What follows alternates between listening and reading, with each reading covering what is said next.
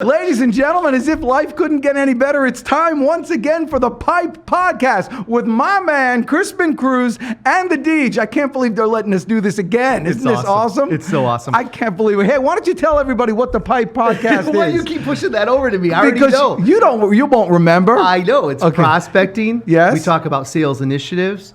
We talk about sales process, and we talk about experiences. That's what we talk about. You nailed it. And it should be fun the whole way through. That's right.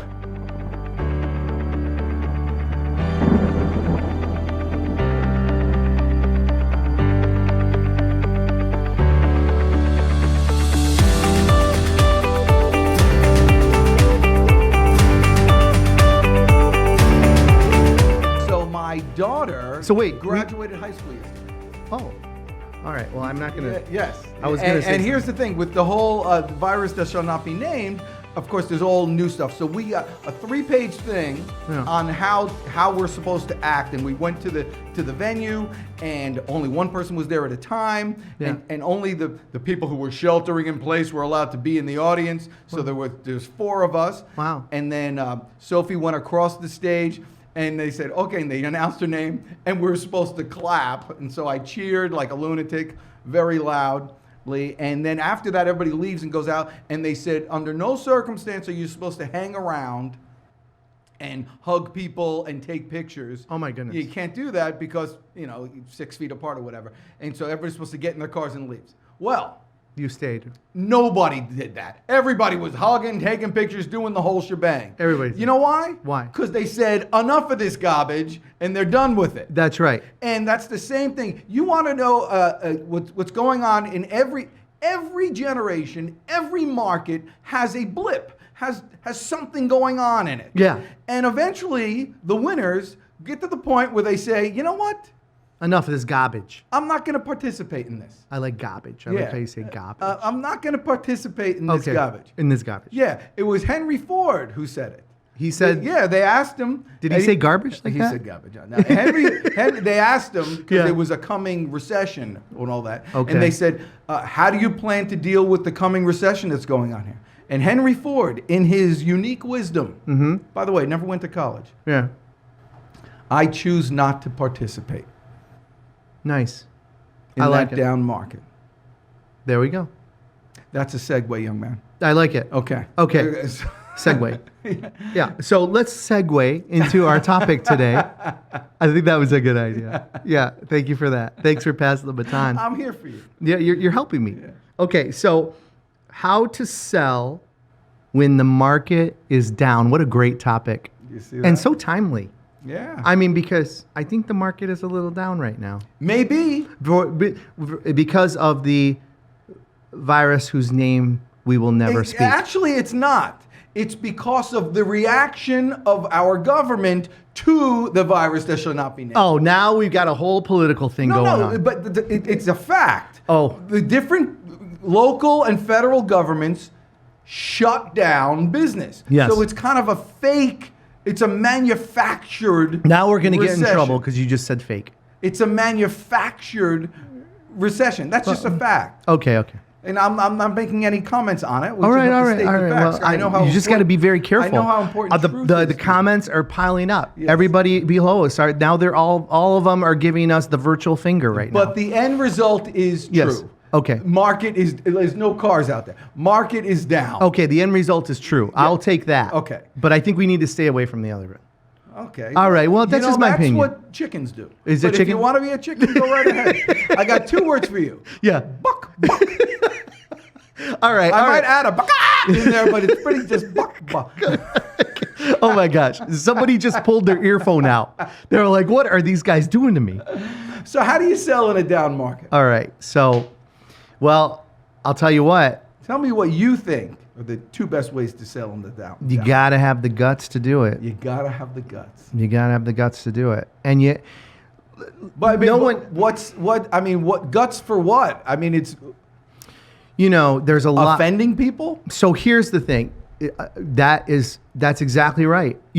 Hey, I'm going to say it out loud. The Deej, Dan Jourdan, the sales energizer, he puts up a post, a few weeks ago. And it says something like, and I read it, and it said something like, hey, I know this whole thing's going on. Your business is in the tank, this and that. Well, there's light at the end of the tunnel. And, the typical Dan Jourdan, the glass is half full, even if there's just a little bit in the bottom, right? Yeah. I mean, the glass is always half full. And so you're given some tips on how to get through this, not only emotionally, but also some good business advice, on how to do it. And everybody, I saw the comments started. I thought the whole world was on fire. I thought the internet was on fire. Like the internet almost shut down. Well, I took that picture with me holding 2 balls of coronavirus. Yeah, right. And so then the internet almost shut down because they're like, "Are you blind? Do you not know what's going on out there? Do you not see what's happening? Do you not, are you not compassionate? Are you not being, isn't there an ounce of humility in your whole body, Dan Jourdan?" And all of these things. I'm reading through this and I'm thinking, wow, my father used to say there's two ways, two things you can do every morning. You can wake up and you can tell yourself, this is going to be a great day. Or you can wake up and you can say to yourself, today's going to be a crappy day. And guess what? You're right. Either way, you're absolutely right. Yeah. You're right. And so you've just pre-planned and pre-programmed yourself to either have a great day or to have a crappy one. And so, you know what? Like Ford, I just choose not to participate. I choose to look past, look through, hit the challenge head on, and say, yeah, we've had better days. I get that. I get it. But today I'm going to try and make today great. I'm going to try and do what I need to do to grow the business. I'm going to try to do what I need to do to help our clients. I'm going to try to do what I need to do to be successful and to help our clients be successful. And you know what? Please don't beseech me for that. Please don't. Because you know what? It's my choice. It truly is my choice to want to help not only my company, but also those that we serve. And so, when I look at the topic today, how to sell in a down market, part of it's just attitude, baby. Yeah. That's really it. Now, you want to have a bad attitude? You want to cry yourself to sleep? You want to cry the blues every day? If that's where you live, that's where you feel comfortable, God bless you. That's your choice. It's just not mine. It's just the craziest thing because, nobody likes grumpy people. It's not like you're going to out-grump somebody and, out-complain some. Even grumpy people don't like grumpy people. That's right. Someone who's really like a curmudgeon is like, listen, I might be bad, but I hate that guy. Look at that guy's even worse. No one likes grumpy people. Right. And yet people wake up and they complain about the economy like they're getting paid for it.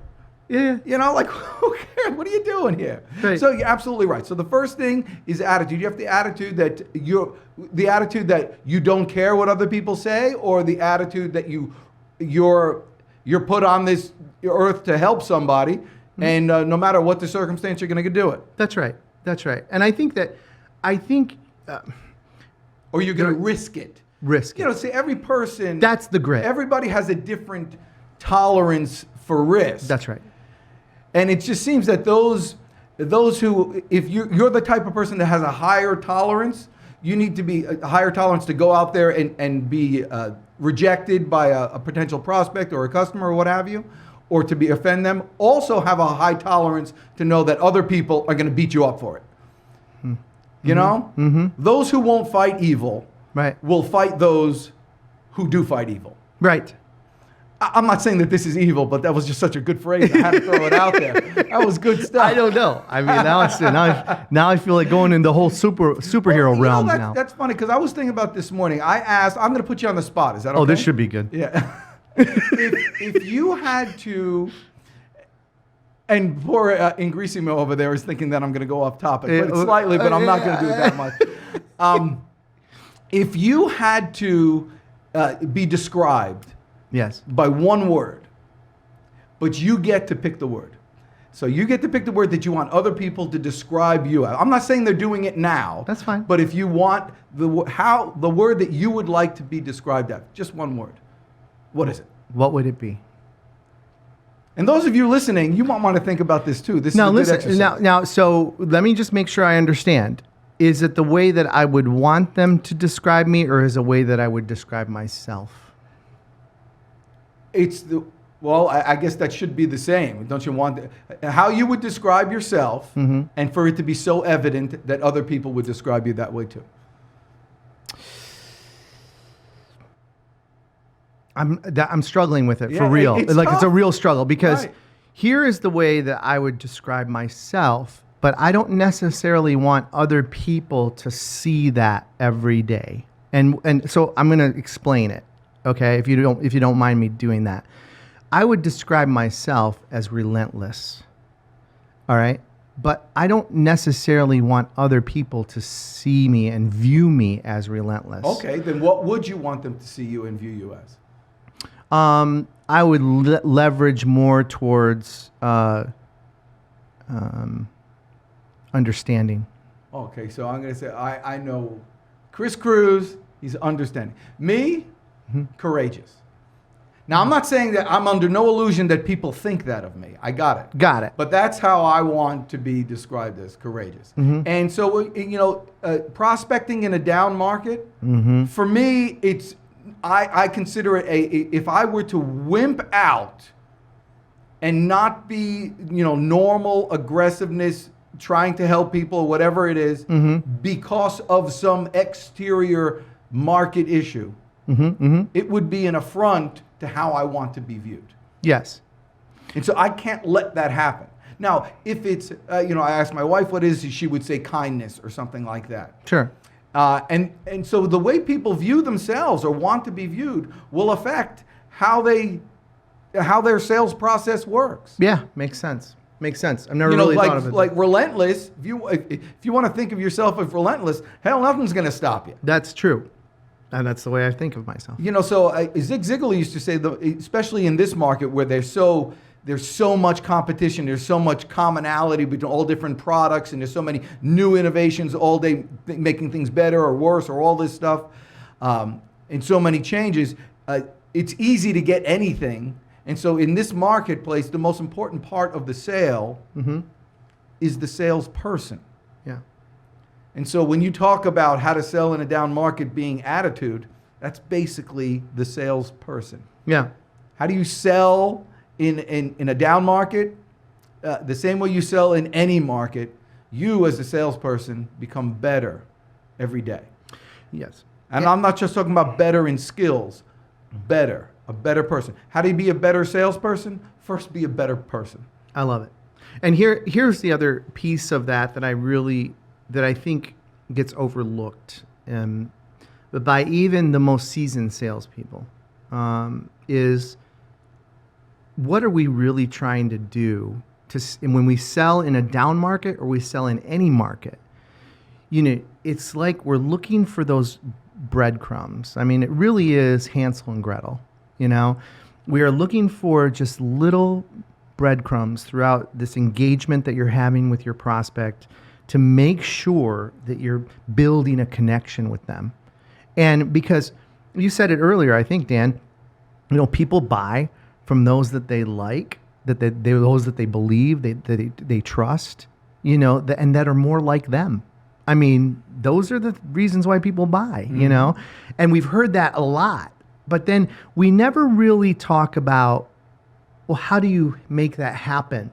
Like, I love all of these like sales quotes, and sales analogies and all these things because, there's a million of them out there and they're all good lessons. But then there's no like small print underneath that says, okay, well, how do I do that? Like how do I do it? And so I really believe, though, that when you're trying to make these connections with your prospect and you're trying to connect at a level that gives you a better pathway to turning your prospect into a client, I mean, you better be making these connections all along the way. And if you're on the phone and you're not face to face, then your active listening becomes even that much more important. You have to be able to feather out those small breadcrumbs and make sure that you understand, what type of individual am I dealing with? You know, what interests do they have? You know, what do they do for a living? Maybe that gives you an indicator on the type of person that you're talking with or engaging with. You're right. And in a down market, you already have something in common with them. Right. Everybody's suffering from the down market. Right. If you're in financial planning right now, everybody's down. Right. You got something to talk about. But you know, just being relentless or being courageous or whatever, you know, however you want to put that, that doesn't mean that we're still not being compassionate. Okay? You still have to show, and tonality is really important right now when you're engaging with somebody. Understanding what their pain is, you know, and making that connection with them. I mean, and it's deeper than the initial, you know, the initial thing you might go into. You know, right. How is that economy affecting your business? How's that affecting a business affecting your life? How's that your life affecting your marriage? How's your marriage affecting your children? So it keeps on digging deeper and deeper. That's right. And so we still have to be understanding. We still have to be compassionate. We still have to, you know, we still have to do those things. Just because you're courageous, you know, I know why you put that post up on LinkedIn. I know why, you know, you were compelled to do it. I get that because I know you. Right. But at the end of the day, you know, you're getting all these bullets, you know, and it's just like, man, you know, what we're trying to do and what we do at Sales Arbiter is what do? We try and help companies grow in ways that they never thought they could, or that they couldn't figure out how to get to that next level. Yeah, and it's all through sales. It's all through you know, more revenue and more sales fixes a lot of problems. You know, and the fact is you're not selling the whole economy. That's right. You know, you're selling one little thing. Most companies can in different, you know, maybe not in manufacturing or maybe not selling a small item, but most companies have 25 or 26 real clients. Yeah. 25 or 26, maybe 30 clients. You know, you're right. a consultant, you got 30 clients, you're dying from too much business. Right. You know, see, 30 clients. So we're not trying to sell the whole market. That's right. So if you can bring people to, you know, make more revenue with those things, I mean, everything gets better. And what we do at Sales Arbiter, more than just grow your business, we build self-functioning, highly profitable sales teams. That's it. That act without you having to be around them while you're doing something else. Mm-hmm. And it increases the value of your business because of that. Whatever that something it keeps on churning. That's right. You need a business that keeps on churning out new customers. That's right. Whatever that something else is. You know, some of the business owners, the founders, you know, they just want to have more, they want to get more of their life back. I mean, you know, their work-life balance has been so out of whack to get this business to where it is today that they want to enjoy some of the fruits of their labor. Great. Yeah, see, and it changes too, because at the beginning, right. You know, when you're young and you're going out, people used to tell me you need more work-life balance. And I was like, you don't need more work-life balance. You know what you need? More money. You know, that'll make it a lot easier. You need more money. It makes things a lot easier. But, you know, a lot of people we work with, they already got the money. Yeah. You know, they got all that stuff. Yeah. But they're still in those habits that they're caught. Now it's more protection. I don't want to lose that big account. I don't want to lose that guy. I don't want to. If I lose that, I don't want to start all over again. I want to feel like an idiot if I do all that stuff. And so they have a different. So that's when work-life balance is more, you know, more relevant. Yeah. So everybody's different at a different time in their life, whether or not that's a good economy or a bad economy. So basically what you're saying is do the same stuff you should always do. Yeah. But do it more. Do it more. Engage more with your customers. If you think that, if you thought before this whole, you know, virus that will never be named, you know, this whole I can challenge, name it something, but nobody's going to like the name that I give it because it was. Don't do it. All right. All right. So if you if you think that it has had an impact on your business, I agree 100%. It has. It has impacted everyone. And your life. Changed, you might have had personal things. And it's gonna change the way that we live our lives. All right. It just is. I mean, now, to some respect, it is. Okay. But here's the thing. if you thought before all this happened, your business was growing, things were going in the right direction, everything looked good, and you were having to, I'm making it up, you were having to make 50 calls to get 2 prospects, okay? What, like cold calling, prospecting, you were having to make 35 calls to get 2 qualified prospects that you could close. Now, it's twice as much. I mean, just suck it up. I mean, now it's 100 calls. Now it's 70. Yeah, and by the way, you can do it. You can do it. You can do it. When I was a stockbroker a billion years ago, and I was the only non-college graduate stockbroker that worked for Smith Barney, like in the country. Wow. Yeah. No, it was crazy.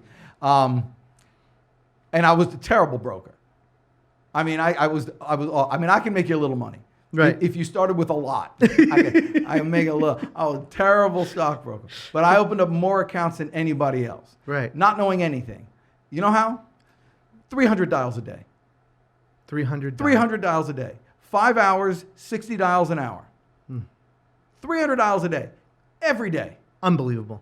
And I never became a good broker, but I came good at opening accounts. And so I'd have to partner up with somebody, whatever it is. But the point I'm saying is you can do it. You can. And especially now with these dialers that they have, oh my gosh, it's pathetic.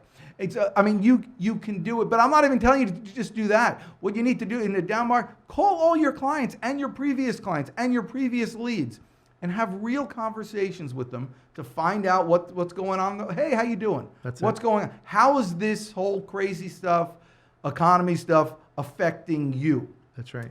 Personally. Gosh, if you throw that personally word in there, forget about it. Wow. Yeah. Okay. You're all over it. It's good. It's like your little secret letter thing that I don't want to give away. Because I think we can't give away for that for free. But there's, sometimes you're in a conversation, a sales buying cycle with somebody, and they disappear on you. Yep.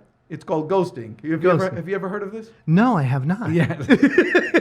And so I call it witness protection program. Oh, is that what you? Yeah. Where the prospect goes into the witness protection program. I mean, complete. It's like they're so visible on social media. They're all over the place. But now for this one thing, completely, radio silence. Right. Yeah. Right.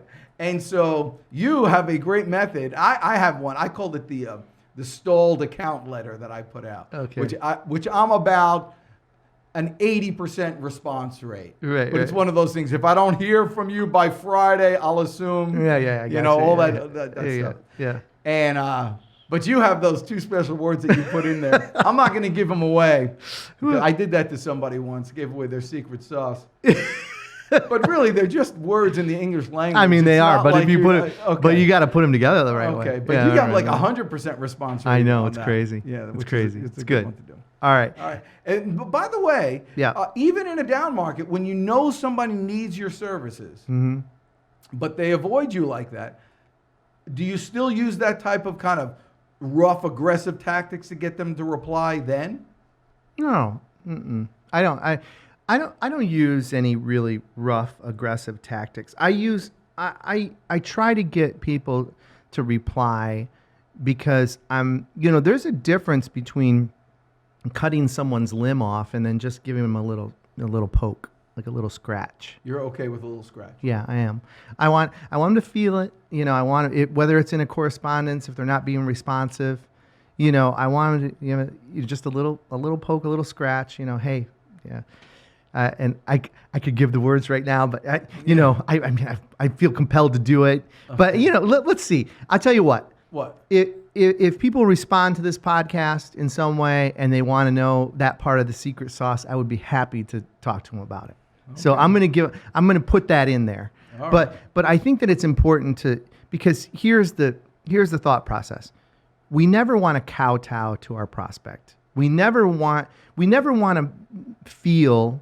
No one wants to feel this way, but we don't want to be panting like a dog. What's next? What can we do for you next, Mr. and Mrs. Prospect, right? We want to make sure that we're equal. We're professionals. They're professionals. We're professionals at our craft. We're trying to see if there's a compelling reason for us to do business with one another. You're the prospect. We're keeping that very even. We're no one's whipping boy, right? Or whipping girl. We're just not. So, we want to keep it professional. We want to keep it at that level. And so you always want to think, you have just as much right to tell a prospect, we're just not a good fit. We're just not, our organization isn't a good fit for you right now, or your organization isn't a good fit for us. We should be going into every sales event, thinking that way.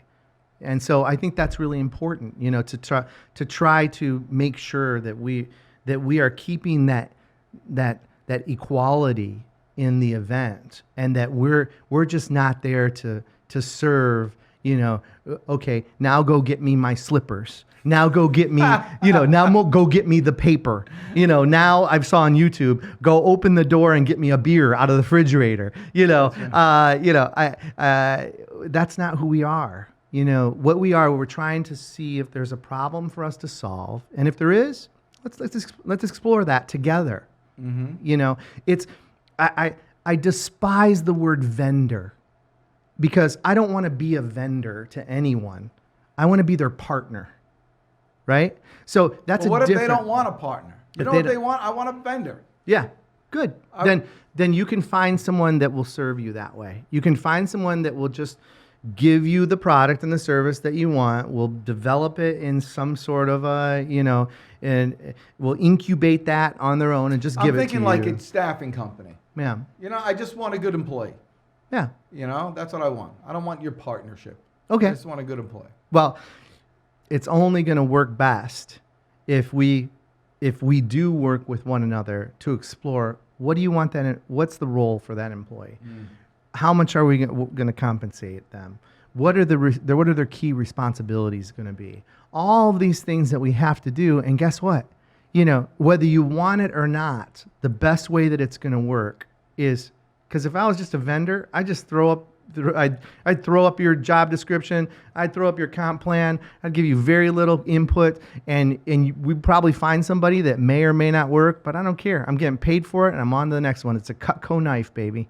I'm going to your door, knocking on your door. You need the knives? Great. Here you go. Pay me for them. If not, see you later. You never see that guy again. And that's not you. That's not us. That's not you, and that's not made at Sales Arbiter. Well, and you'll do that in an up market or a down market or any market. Any market. So you're going to stay the same. That's right. And you think that's the way you stay the same on an equal playing level to them, no matter what the market is. That's right. Because you're dealing people to people. I think that's good. I'd like to end it this way. But do more.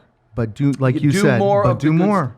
And have the right attitude. I heard something a long time ago that I actually have it written on my wall, and I put it on my mirror when I'm getting, just that way I could see it. I'm forced to look at the mirror, because I like looking at myself anyway. So I'm doing that. That doesn't surprise me. I'll do that. I'll smile in the mirror first thing in the morning. I'll look at the mirror, smile. You can't be in a bad mood when you're smiling. No, it's impossible. Anyway, I wrote down, it says, act like the person you would like to become. And very soon you'll see that person in the mirror. That's great. That was from my dad. That's great. Known as Papa. I can't think of a better way to end it than that. I think it's great. You're the best. I really appreciate doing this stuff. I love awesome. it. It's awesome. Do it again. Go All get right. it.